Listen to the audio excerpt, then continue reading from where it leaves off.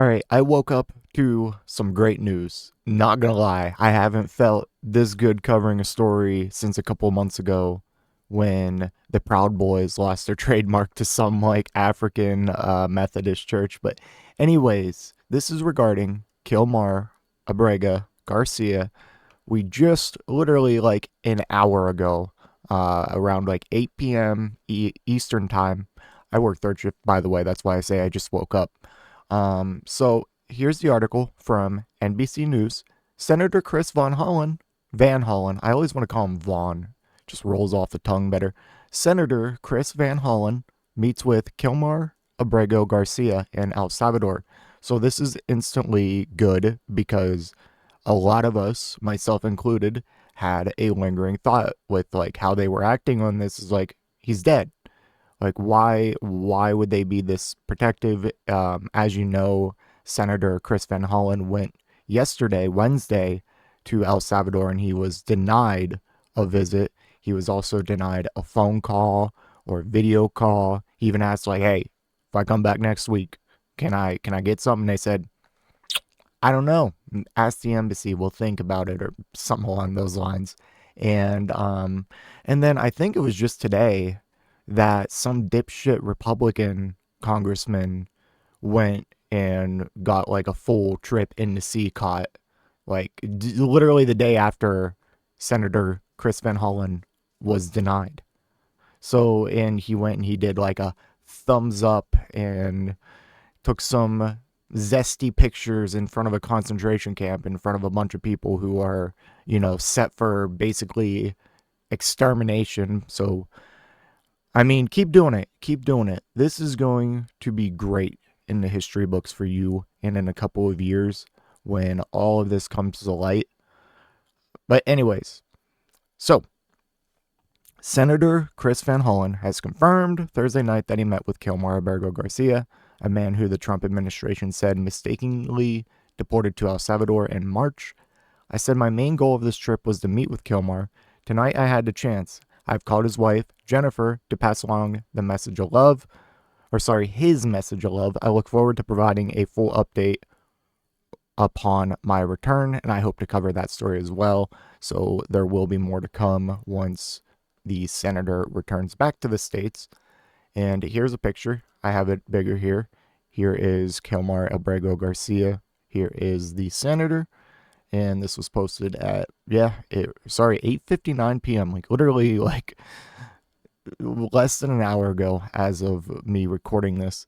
Images of Van Hollen's meeting with Abrego Garcia were first posted online by Salvadorian President Nayib Bukele, who has rebuffed calls to return Abrego Garcia to the U.S.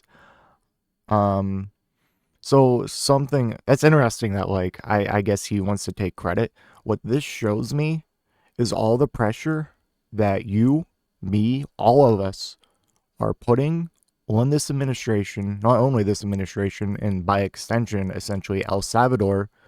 It's working. It's working. What do you want me to tell you?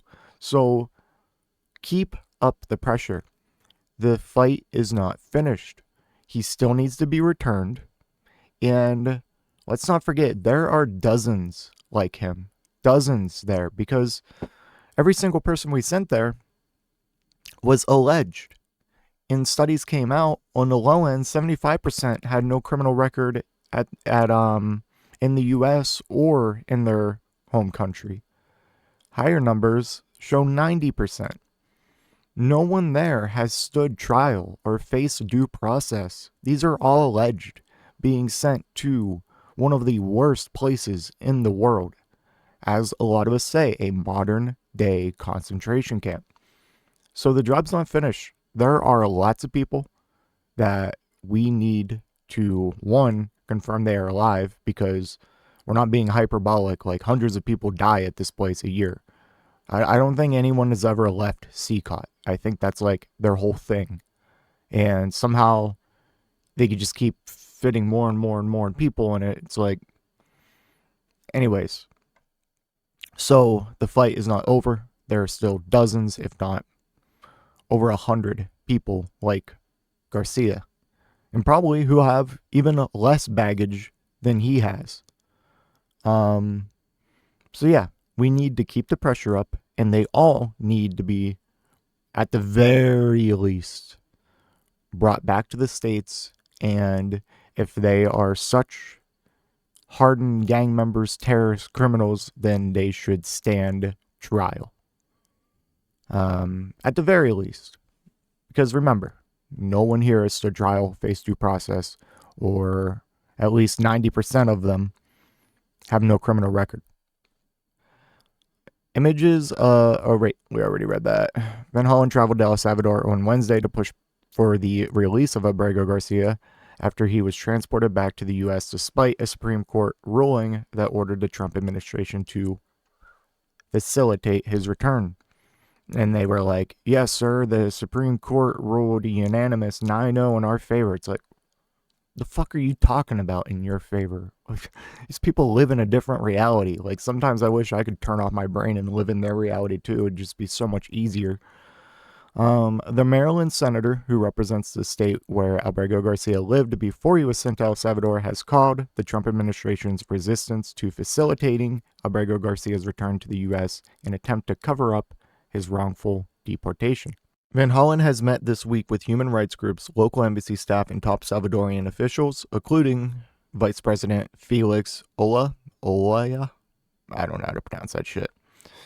Prior to his meeting with Abrego Garcia, Van Hollen said on Thursday that he was denied entry to the prison in El Salvador where Abrego Garcia is being detained, a terrorism confinement center referred to as CECOT. Van Hollen said he attempted to enter the facility alongside Chris Newman, the lawyer representing Abrego Garcia's wife and mother, to check on the health and well-being of Kilmar, but was promptly denied entry. We were stopped by soldiers at a checkpoint about 3 kilometers from the CECOT prison. Van Hollen told reporters, we were told by the soldiers that they'd been ordered not to allow us to proceed any further than that point.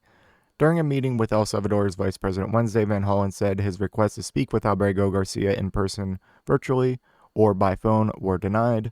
The vice president also denied a request from Van Hollen that day to facilitate a phone call between Abrego Garcia and his wife, who says she has not spoken to him since he was transferred to the Central American facility. Several Maryland officials wrote to the Homeland Security Secretary Kristi Noem on Thursday demanding verifiable proof that Kilmar Abrego Garcia is alive, healthy, and safe. It has now been over a month since Mr. Abrego Garcia was illegally deported by federal authorities in direct violation of a court order. During that time, his family has received no meaningful confirmation of his health. Abrego Garcia migrated to the U.S. in 2011 and was protected by a 2019 court order that he could not be sent back to El Salvador. So there is so much, a lot of misinformation, a lot of information that could easily be manipulated and misinterpreted about Kilmar Abrego Garcia. But the bottom line is he has no criminal record. He is not a gang member. Just because an immigration judge says you're in MS-13 doesn't mean you're in MS-13, especially when U.S. courts, actual courts, have reviewed it, this past month or whatever, and said, yeah, what are we talking about here? And I always like to say, in 2019, if he was, this big MS-13 gangbanger and terrorist and this awful person, why wasn't he criminally charged? Better yet, why wasn't he deported?